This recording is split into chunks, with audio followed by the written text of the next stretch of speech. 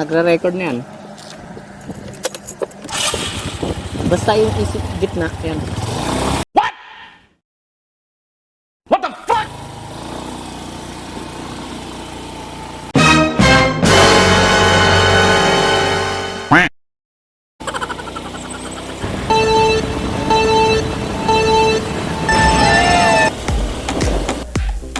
Hello mga ka-Promdi and welcome back to my channel. Kung kayo ay hindi pa nakaka-subscribe, ano pa ang inaantay nyo? Subscribe na at huwag na rin kakalimutang pindutin ang bell icon para kayo ay maging updated sa mga susunod ko pang uploads. Sa video kong ito ay ipapahinga muna natin ang aking C200S at ipapakita ko muna sa inyo ang bagong restore namin na Suzuki Skydrive para sa aking girlfriend. Bibigyan ko muna kayo ng short backstory ng motor na ito.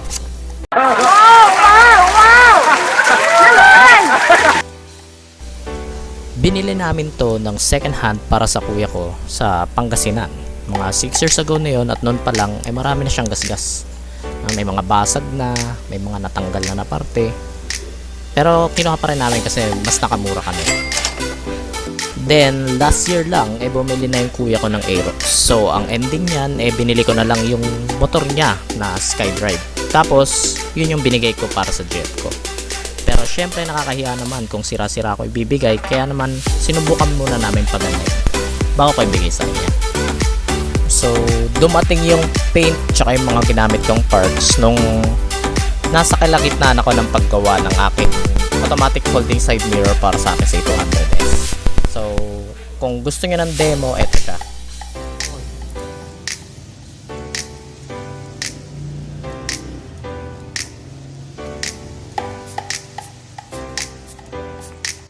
Oh my God! Wow! So, ayun na nga. Yung dumating sa akin is yung UC-TC series ng Samurai Paint.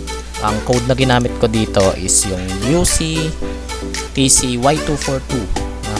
Tag-dalawang latay na gamit ko para dun sa fairings ko, pero hindi ko naman naubos yung UC, no? Yung TC lang yung nagamit ko kasi medyo makapal ako nagpatong. Pero tingin ko naman kung maayos yung pagbuga nyo, kakayanin nyo siya ng isang lata lang. Then bumili rin ako ng top coat, which is yung 2K series nila na glossy, para siguradong makintab tsaka protected yung pintura na ginamit ko. Tapos para sa dibdib tsaka sa iba pang parts na matte black, ang pinintura ko dyan is yung rock bed lining paint. Isa siyang wrinkle type na paint na epoxy based. So siguradong maganda yung texture niya, tapos matibay na matibay siya. So ayan, para sa mga hindi nakakaalam kung ano magiging itsura ng track bed lining na paint, eto, ipapakita ko sa inyo dito sa screen.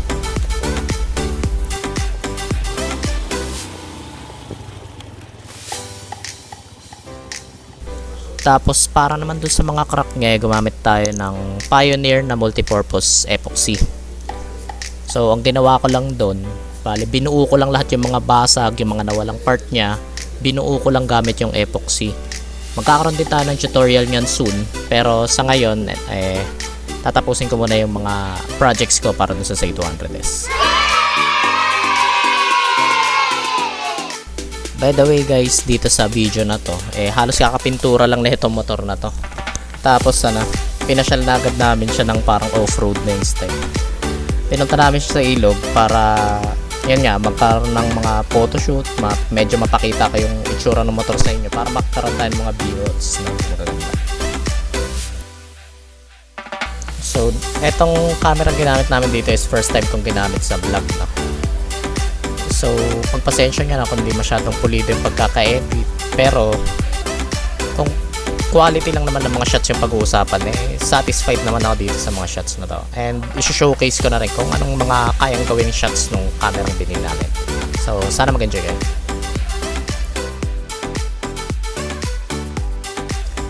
Sa mga nagtatanong naman kung bakit ako lang yung naka-helmet dito, yun ay dahil sa malapit lang po itong lugar na to sa amin, at nagdesisyon din ako na isama na sa video yung helmet ko dahil nung kinunang ko tong video na to is brand new pa lang yung helmet ko.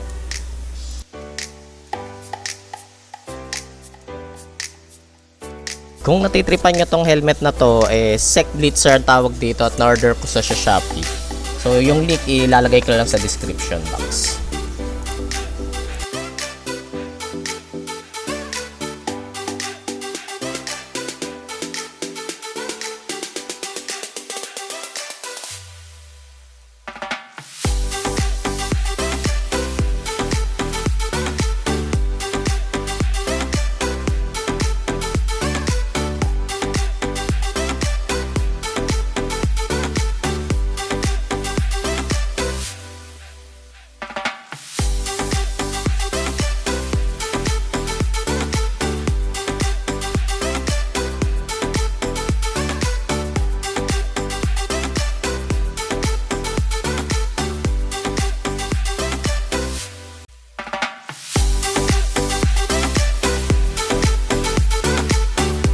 Ayan na guys, so balik muna tayo sa mga nauna kong shots kanina.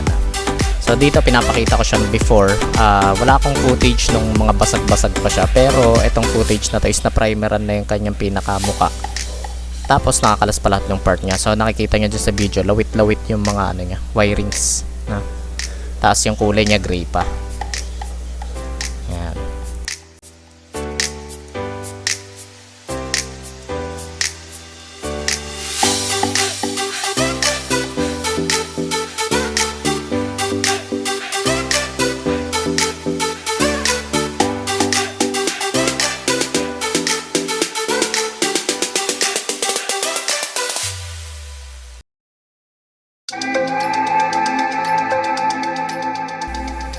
Ito na itsura niya after niyang ma-restore.